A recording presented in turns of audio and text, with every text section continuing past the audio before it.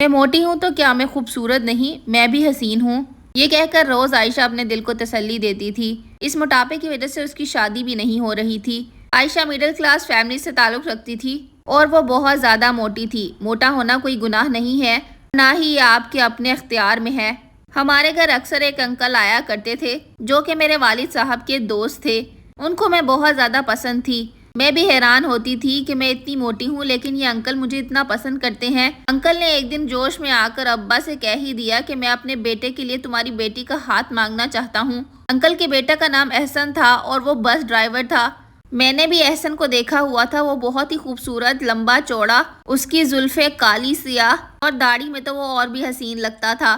مجھے دل ہی دل میں وہ پہلے سے پسند تھا، مگر احسن مجھے پسند نہیں کرتا تھا۔ اسے تو پتلی دبلی لڑکیاں پسند تھیں۔ اسے اپنے سے زیادہ دوسروں کی فکر تھی کہ اس کے دوست اور باقی رشتہ دار کیا کہیں گے کہ اس کی بیوی اتنی موٹی ہے۔ اس نے باتوں ہی باتوں میں ایک دن مجھے جتا بھی دیا کہ تم بہت موٹی ہو، کچھ کرو، اپنا تھوڑا پتلا ہونے پر دھیان دو۔ مجھے اس کی یہ باتیں اچھی نہیں لگتی تھیں اور میں اس کے بارے میں کر بھی کیا سکتی تھی، میں خود سے تھوڑی موٹی ہوئی تھی۔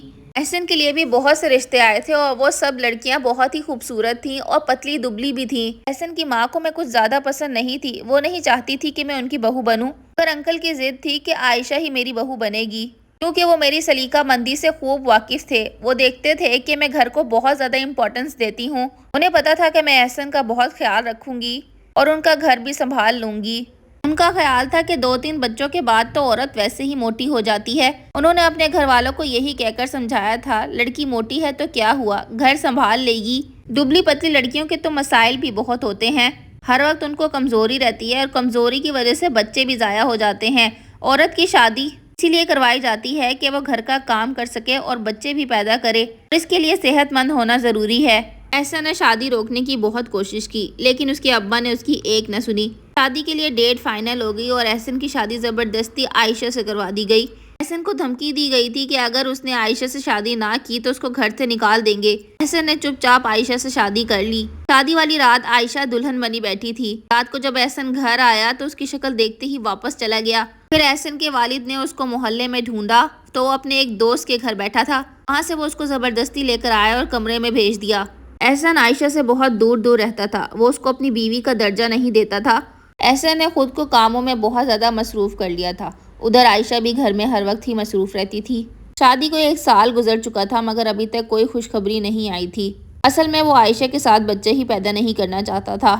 اندر سے اس کو ایسا لگتا تھا کہ اگر بچے پیدا ہوئے تو وہ بھی موٹے ہی پیدا ہوں گے اور زندگی اور بھی زیادہ مشکل ہو جائے گی، وہ مکمل طور پر پھنس جائے گا، اس لیے وہ ہرگز نہیں چاہتا تھا کہ بچے پیدا کرے۔ مگر اب گھر والوں کی طرف سے دباؤ آنا شروع ہو گیا تھا، اب وہ بھی شرمندگی محسوس کرنے لگا تھا۔ ایک روز اس کے دوست نے اس کو سمجھایا کہ اگر بچے نہیں ہوں گے تو گھر کا ماحول خراب رہے گا، بہتر ہے تم اس بات کو قبول کر لو اور اپنی زندگی کو آگے بڑھاؤ۔ دوست کی بات سن کر احسن نے حامی بھر لی۔ کچھ عرصے بعد اللہ تعالیٰ نے ان کو ایک بیٹے سے نوازا۔ پیدائش کے بعد گھر والے بہت خوش ہو گئے مگر احسن ابھی بھی خوش نہ تھا۔ احسن ہر وقت ہی کسی سوچ میں گم رہنے لگا تھا۔ احسن جو کہ ایک بس ڈرائیور تھا، ایک لڑکی اس کو روز دیکھتی تھی، وہ روز اس کی بس میں جاتی تھی۔ اس کا سٹاپ سب سے آخری تھا، اس لیے وہ بس میں اکیلی ہوتی اور آگے آ کر بیٹھ جاتی۔ پہلے پہل وہ احسن سے کچھ باتیں کرنے لگی تھی، اس کے بعد اس کی باتیں اس کے ساتھ بڑھتی گئیں۔ دکھنے میں وہ بہت دبلی پتلی اور پیاری تھی، جیسے احسن کے خوابوں کی لڑکی ہو۔ احسن اس لڑکی میں بہت زیادہ دلچسپی لینے لگا تھا۔ احسن کی عمر بھی ابھی کچھ زیادہ نہیں تھی، وہ 30 سال کا ہوگا اور وہ لڑکی جو یونیورسٹی کی تھی وہ 22 سال کی ہوگی۔ اب وہ لڑکی روز احسن سے باتیں کرتی تھی اور احسن بھی سارا دن اسی کے خیالوں میں گم رہتا تھا۔ وہ اب روز کام پر سج سنور کر جانے لگا تھا، اچھی خوشبوئیں لگاتا تھا اور کوئی نہ کوئی گانا گنگناتا رہتا تھا۔ ادھر عائشہ بھی کمزور ہونے لگی تھی، وہ سارا دن گھر کے کام کرتی تھی، بچہ سنبھالتی تھی اور بچے کو دودھ پلاتی تھی، اسی وجہ سے وہ کمزور ہونے لگ گئی تھی۔